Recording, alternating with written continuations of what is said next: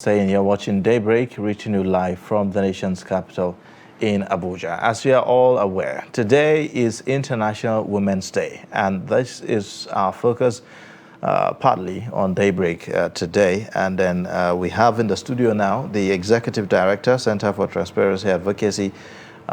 She is Faith Nwadishi, and she'll be talking to us about this International Women's Day. Well, thank you so much for joining us on Daybreak this morning. Thank you for having me. Good morning. Happy Women's Day to the women out there. Same to you. Now, the last time you were on the program, we were talking about the gender bills, in the National Assembly. And, we saw the report. Eventually, it didn't pull through. What's your reaction to that? One, I was heartbroken. Two, I was disappointed, and to note that in the 21st century where we find ourselves, we still have issues that were raised even in the early 1900s about women's participation in politics, in governance, and then there's this opportunity for us to change that, and we didn't change it. Come to think about the issue about citizenship, for instance. If I, as a Nigerian woman, I am married to a foreigner, my foreigner husband cannot claim citizenship of the country, but my male counterpart can give citizenship to his wife. But while in other climes, as a woman, as a bona fide citizen of your country, if you're married, your spouse can actually claim citizenship of your country. And now we have all of these religious injunctions that says, once a man and a woman has been joined together, don't divide them, and we have laws that are trying to separate women. That's at the basic part of it. And then the other part about a woman having been married to her husband cannot claim indigenship of that particular state, even after 5 years, 10 years. We have seen cases where women were given national appointments because she's not from that particular state. She is from the state, that state is her husband's state. And the people will protest that it's not her seat. It shouldn't be given to her because she's not from that state. And we have this opportunity to correct that. And the National Assembly, that is a representative of the people, says, no, we cannot push forward that at this moment. So it's really heartbreaking. There were just about 5 provisions, gender provisions in the constitutional review that we're supposed to have gotten, and we didn't get anyone. It's quite heartbroken. It shows that even though women contribute a lot, and which is why we are celebrating International Women's Day, looking at the contribution of women to national development and all of that, so we still don't see that it's important to have women at the center, discussing and having equal access to information and decision making at the same time. Okay. On this year's Women's International Day, how important is it to actually talk about women's roles in nation building? It's very important because right from creation itself, we keep saying that without women there wouldn't have been population, there wouldn't have been development. It has been so designed that women have to incubate every part of the human body. For instance, the woman has to get pregnant, incubate the baby for 9 months before the baby is born. That's the specific role of the woman in, first and foremost, getting the people who will make the decisions for the nation to grow. So when we look at the foundation of it all, the woman plays a very important role. But when it comes to the everyday administration of that foundation, or the structure that has now been put on that foundation, we say that women shouldn't play a role. So women play that role from the beginning and needs to be integrated into playing the other role of nation building. For instance, when you talk about decision making, if you want to take a decision about health care, for instance, you would want to put a woman there because she understands what it takes for her, the period of getting pregnant, even before getting pregnant, nurturing that pregnancy, birthing that pregnancy, and nurturing the child until when the child becomes a teenager and becomes an adult. In the Nigerian Constitution, a child is defined as somebody who is 0 to 18 years. So between that 0 to 18 years, the woman has to take care, helping to mold the psyche of the child, making sure that child becomes a responsible person. And when it comes to when the child has grown to be part of that, you say the woman cannot be a part of that. So, and that's why it's really important that right from the early 1900s, 1900s, when women started agitating that women's voices should be heard, women's rights should be respected, incrementally we are seeing that women can play such important roles. We have seen that even women can be heads of government, and in being heads of government, they have been able to pilot their countries to full development and keeping them in such ways that in the past we thought that women couldn't be governors, women couldn't be senators, women couldn't even be at the highest rank of authority. Okay. But they have been there and they have shown that they have the capacity to deliver and have contributed enormously to both national development and global development. Okay. All right. Now, we will be taking a short clip from the Honorable Federal Commissioner for the National Commission for Refugees, Migrants and Internally Displaced Persons, Mrs. Iman Suleiman, in an exclusive interview with Thrust TV on the same subject before we come back. Please stay. Yes, breaking the bias, that's a very relevant theme. And when you link it with the recent happenings from the National Assembly, you can see that, yes, we're set to break the bias, because when you mean business, usually there's some kind of, you kind of encounter some kind of obstacles, and that's what we can see happen. So it means that we're on the right track. We have to keep pushing, keep trying. We don't need any legislature to be able to achieve what is meant to happen. I feel that it's non-negotiable. We're going to find that balance. We just have to keep pushing, coordinate ourselves, amplify our voices, speak with one strong voice as women. But I think we're on the right track, and it's exciting times. So what happened, we shouldn't just see it as a negative, but we should see it as a positive, that we're making progress. That it even made it to that bill to be a matter of consideration. Democracy is, is a fair level playing ground for everyone. I don't think that you should be given any consideration because of any gender sensitivity. I know that we're trying to close up the gap to break that bias, but if we don't have the cooperation from all genders, then it's not going to happen. But we can still make it happen regardless of that. That's what I want women to understand. Because when you see yourself as a victim, or you're waiting for people to make things happen to you, it slows you down. So we should recognize that we have the numbers, we have the resolve, we have the desire, so we have to make it happen for us. It's happened for many people in other countries. It can happen for us too. Main importance is that having that balanced approach to problem solving, having that balanced approach to providing solutions. Because men and women think differently. When you have a balance, then you can be able to have different angles of solving national problems. And there's no how that you create a table and there's no seat for every single person.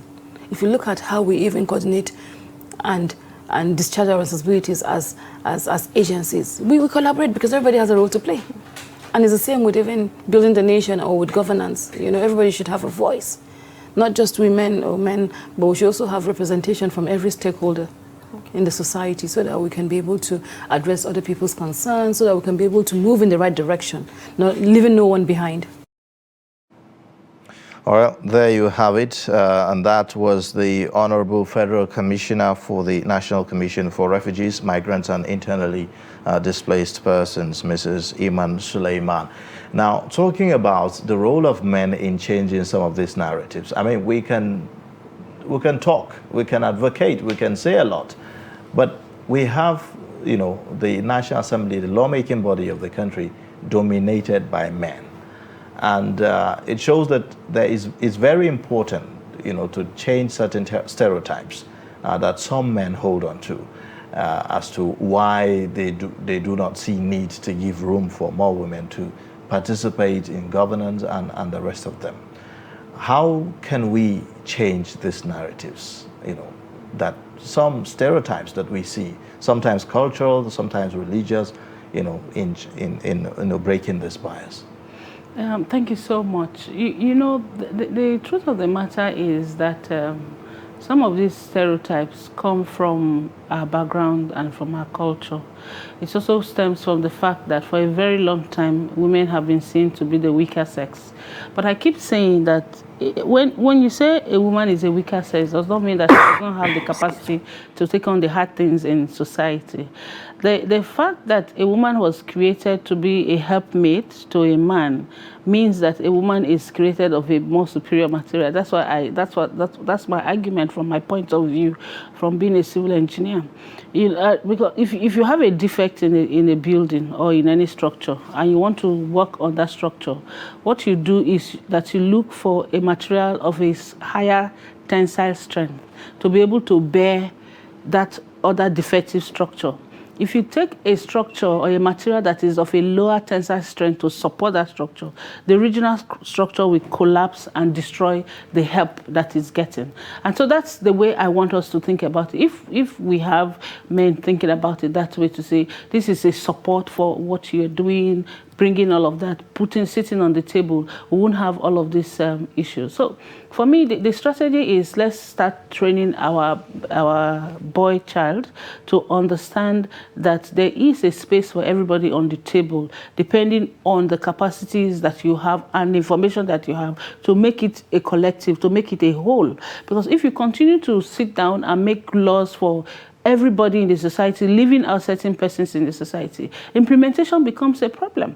Implementation is a problem because you have not considered my own perspective, my own idea of having that. Now let's take even the commonest aspect of maternity leaves that we give to pregnant women. There was a time men started even asking for paternity leave. I mean, they deserve it. Now they're asking for paternity leave. I mean, some men, men do deserve this paternity leave, isn't it? I mean, if you look at the process of childbearing, is the hardship and the difficulty is not just on the woman, Okay, so you understand now why women need to have equal seat at the table to be able to make those decisions. You understand it? Because they say that he or she who wears a shoe knows where it pinches. There are certain aspects of society that we really know what it is about. And because of the fact that we have also incubated the other part of the human race, the male gender, it also means that we understand a little bit of what goes on there. So in breaking that, it's really not about who is more superior, who is stronger, because you hear people say, oh, the women want to come and take over.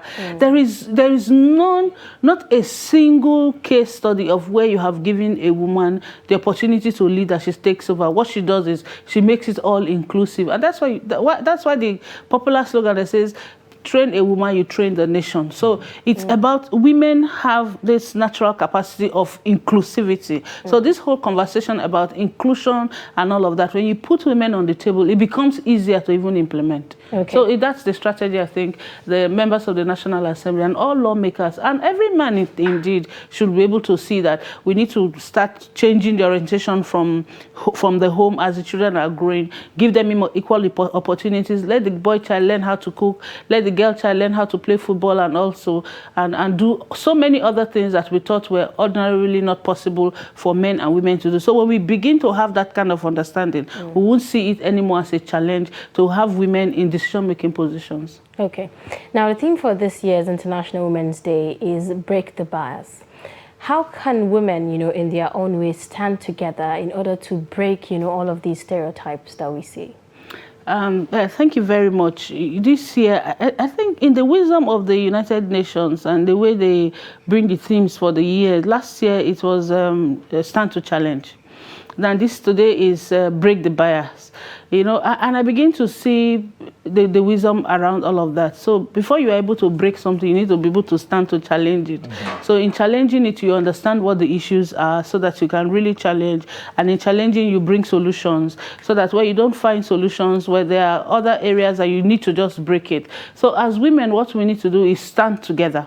We need to stand together to challenge it and be able to garner our strength together to be able to break those biases. But we cannot break it ourselves. We need to be able to get the other gender to understand, we have male and female, to understand that in breaking these biases, we're not just breaking it because we want to make a way for women. We want to make a way for the nation to develop. We want to make a way for the world to develop in a sustainable manner so that there's no gap. You're not creating any gap. Where you have a deficit in understanding what is it that the woman can can do or what is it that the man can do, you have people already who would help to fill that gap, and you just move on. And that's why the theme actually is equality, gender equality today for a sustainable tomorrow. So if you're able to break the bias, for instance, if we really understand why the National Assembly voted against those 5 provisions in the Constitution, it will really help us to begin to even make progress. And so every woman needs to come out, educate the man beside her, educate her her male children, educate the family on understanding why, from the family perspective, we need to have more women included, and then we can now translate that into the nation and worldwide. All right. Now, let's talk about the role of educational institutions, schools, from primary, secondary, up to tertiary institutions. What are some of the deliberate steps that we must take to change, this bias, to change the stereotypes? The first thing we need to do, like I said earlier, is also to change it from the homes. The homes are the ones that send the children to the schools. We need to change our curriculum and language to make it friendly, so that you're not saying, oh, the kind of roles that you give to children in the class to play. If you decide to give decision-making roles to the boy child in the class, and you are giving other followership role to the girl child in the class, already you are building that child to know that, oh, I can never be a decision maker as a female, but as a male, you are the one that should be taking all of those decisions. So we should do a change of role and narratives, and be able to also give different assignments to children in the school. And then change, for instance, a child is having his or her birthday in school, and you are painting everywhere pink. And I remember my son came back from school one day. There was a t-shirt I bought for him, a pink t-shirt. I said, no, this t-shirt is a female t-shirt. He cannot wear it because female. I said, who says that pink is female? And he said, no, that he wear a blue one. It took me time he's just 8. And imagine at 7, he was saying that, imagine the kind of orientation he would get growing up. But now he begins to understand that even though I'm a male, I can put on a pink shirt, I can put on whatever color of shirt. It doesn't make me less a male, it doesn't make me less a female, So those things we need to do within our educational system and to protect. We need to also raise children to understand that the protection of the rights of others is our responsibility. It is our responsibility to, when you talk about, I'm always talking about protecting my rights, I need my rights. It is also my responsibility to know what the right of the other person is. So we need to put all of those into the school curriculum and teach children these things, so that when they grow up, it doesn't become so hard for them to do. In the past, even at the cultural, in our cultural settings, it's difficult before you see women who are chiefs, but now you are seeing women who are chiefs, and they are doing very well. They're bringing development to society. When you have a man who doesn't have a male child, has all female children, the community will discriminate against him and all of that. It's changing now. A lot of people are seeing now that trained women are the ones who are coming home to bring the development. All right. Well, quite a lot of angles to this, really. We'll take a short break. When we come back, we'll talk about the role of the media, entertainment, and films and all of that, in changing some of these stereotypes. Please stay with us.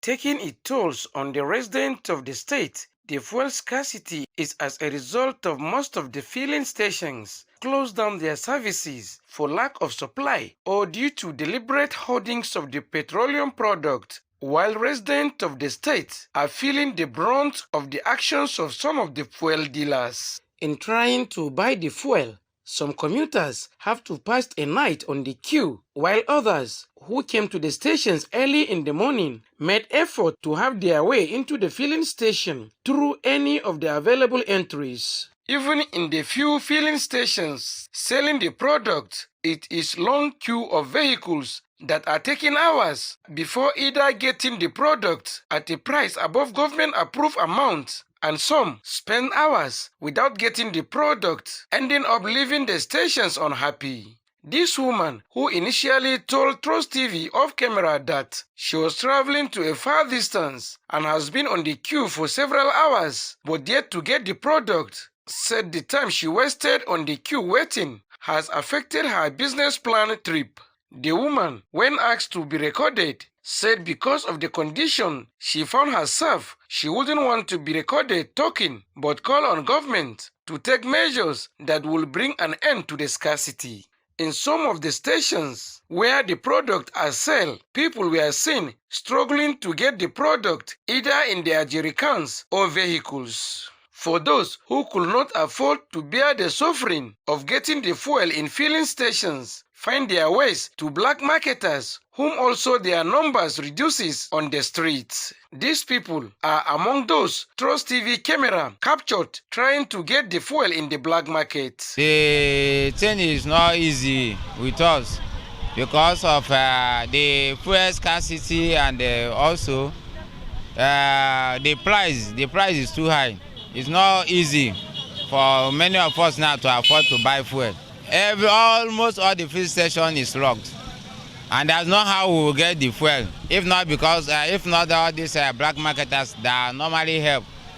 And like even where I bought now, others are selling even 500, but the place I am now, they are selling their own 350. I'm appealing to government to help the masses. At least let them talk so that the price will come down. So the masses will enjoy the benefit of everything. We are suffering and it's not good. Gwamnati ta duba. Ita ne shugaban jama'a. Kowa a karkashin ta take. Saboda haka gwamnati ta yi kokari ta tabbatar da cewa an samu sauki a maganar mai so da rayuwar dan adam yayi kyau. Baka ba ana cikin hatsari. Akwai yunwa sannan ga wahalan mai kuma nan so da yawa shike ja wahalan abinci da sauransu. Da ya fosu sannan su yi gwamnati ta sanati a samu sauki a cikin al'amarin. One of the black marketers also spoke. Ina bada kuɗi ne ana bani. Ina sayo a 300. A 300 din ma suna sake samuna wani abu a cikin jarakunan. Su ce sai mun biya su kamar wai da suna saka man a cikin famfo. Ina sayar a 350. Attempt to hear from any of the fuel stations managers were not successful. Even one of them, who initially agreed to speak with Trust TV crew, later declined for a reason best known to him. Investigations revealed that the product, if found, prices per liter are ranges from 270 naira to 300 naira in filling stations and 350 naira to 700 naira in black market, depending on the locations. Abubakar Abdullahi, Trust TV News, Lafia. I am a woman. I need a voice. A voice to change the world. Making it a better place. Stand up. Stand up. Stand up. Stand up. Stand up. To secure the future, stand up.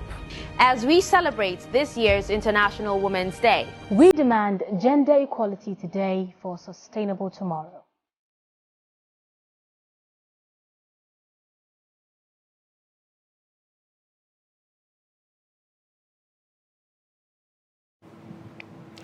All right, thank you for staying. If you're just joining, you're watching Daybreak, reaching you live from the nation's capital in Abuja. Today is International Women's Day, and this is, you may say, Daybreak special, focusing on women today, just to honor women and also spotlight some very, very important conversations around how to break the bias according to the theme of the year. We have in the studio Faith Mwadishi, the Executive Director,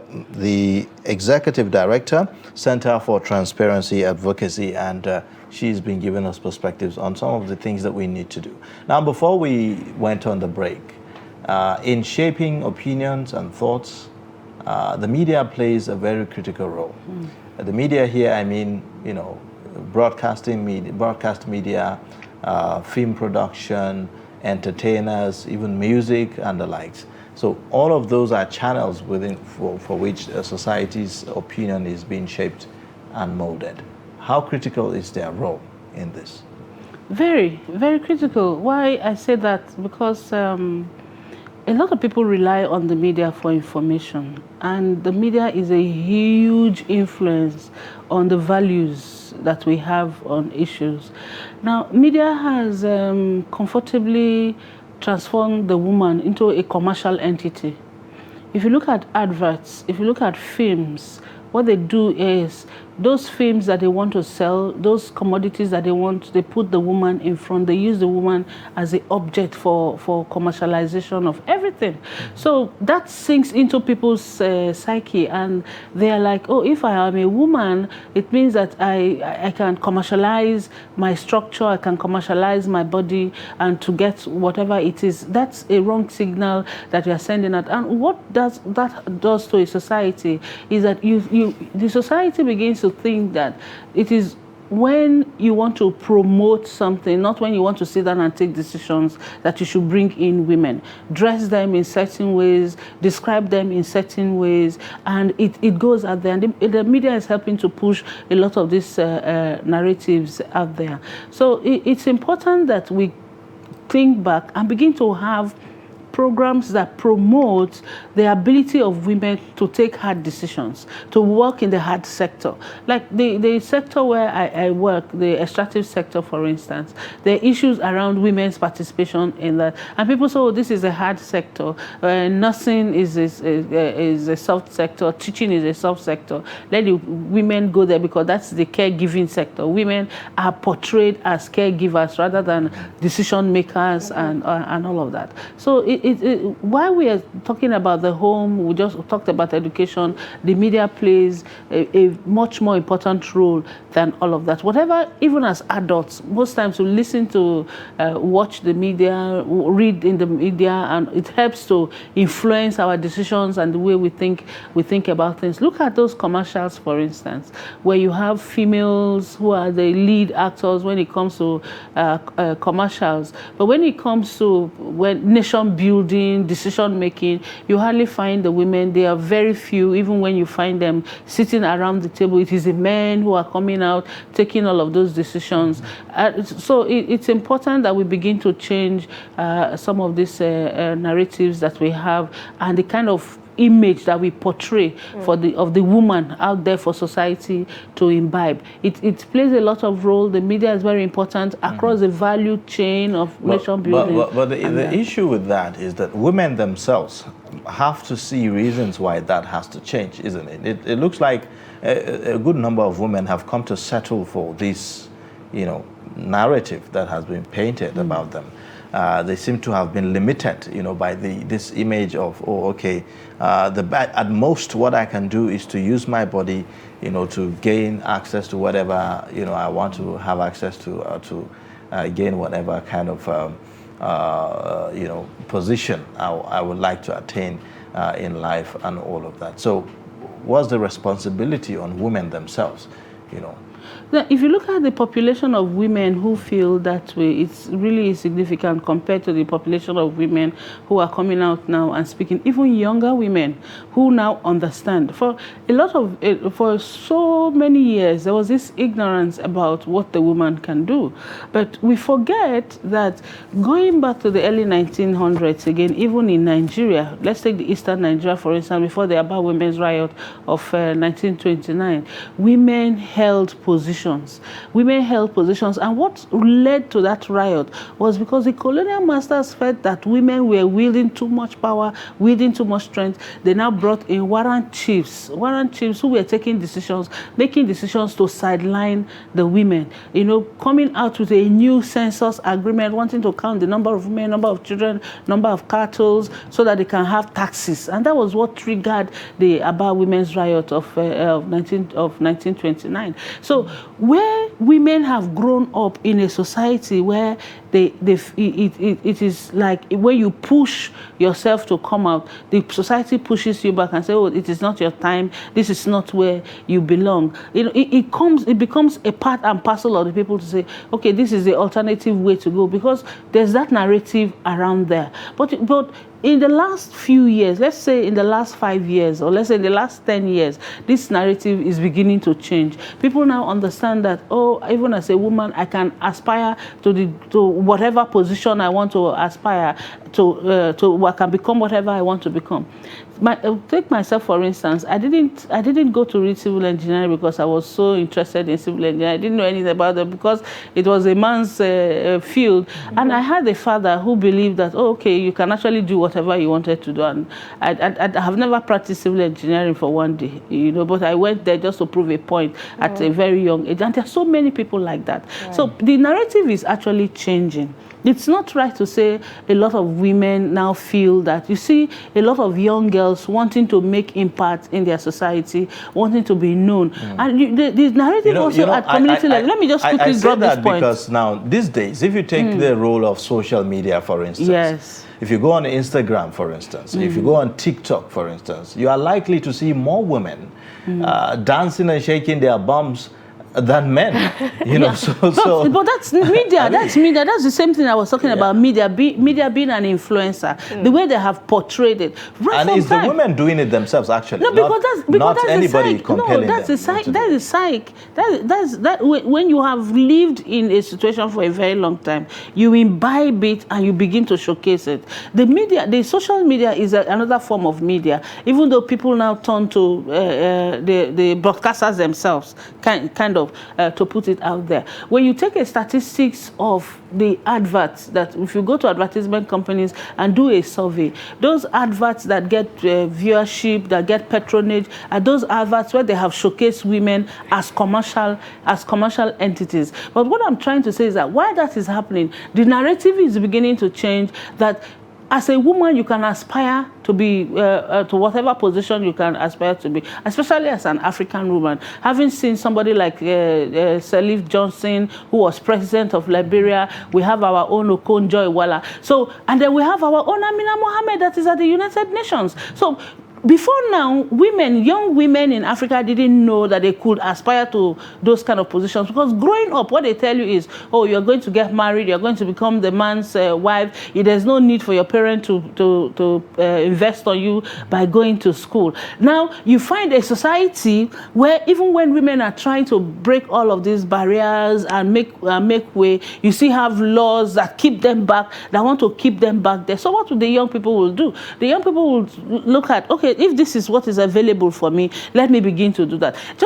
Can you imagine if the National Assembly had passed those 5 laws? It would have done a 360 degrees. It would have done a 360 degrees in the orientation of a lot of young people. So that the content you now begin to see will be content that will be projecting them as per decision makers instead of commercial entities of a particular subject, and that's why you see that. And then another thing, if in the social media, even young people are beginning to criticize that you don't have to expose yourself to get viewership. People, they call it clout chasing. So what you need to do to clout chase is to do something out of the extraordinary. What are the chances that if you do other things than as a woman? What are the chances that if you do other, creative things and more intelligent things, than, shaking your bum and all that, what are the chances that you are likely to get those followerships? No, the fact that you may not get those followership, but that if you have laws, for instance, if you have laws in the country that enables you to do those things and showcase those potential, and you are recognized for doing those things, the narrative will change. You begin to get the followership, because people are looking for how to ease themselves, how to just take away stress, and they find solace in those videos, those social media contents that they have. Rather, most times, if you even put that intellectual material out on social media, you hardly get any kind of engagement. But when it concerns scandals and all of those kind of content, people want to, because there is no enabling environment for that growth to happen. Once we have that enabling environment for that growth to happen, I tell you, the narrative will change, and it's beginning to change, though, but not as much as we want it to change. But the women have a responsibility as well. Yes, we do have a responsibility, and part of the responsibility is myself coming here to talk about it and having this kind of content in the media and changing the narrative. If, for instance, we have, let's take, for instance, now the National Assembly had passed this. Definitely, there will be promotion on how to make sure that women cover those seats. There will be promotion about issues around indigenship. You don't have to worry about whether you're going to marry from a particular state, you're leaving your state. Those kind of things will now begin to form the kind of content that will help to grow and change the values of our young girls that are coming up, to ensure that if you get the right education, you get the right exposure, you can actually be recognized by government, you can be recognized by your community, and you can aspire to become whatever you want to aspire to become. All right. Well, thank you so much. At this point, we'll just end the discussion on the program. Thank you for coming and joining us on Daybreak. Yes. We've been speaking with Faith Nwadishi, the Executive Director, Center for Transparency Advocacy, on this special day of International Women's Day. You may say this is Daybreak Special, specifically focusing on women. Zainab? It's really, really interesting, you know. I feel so excited to be a woman, as women are being celebrated today. And I want to appeal, you know, to the men folks to celebrate women, appreciate women, love women. Women are treasures, I would say. Well, interesting. Well, for me, I would say bye for now. In case you've missed part of the show, you can also catch up with us on our social media platforms and subscribe to our YouTube channel. This is being aired live every single day. Thank you. Make it a date with us tomorrow on the program again. My name is Ayuba Ilia. And I'm Zainab Bala. See you tomorrow. Bye.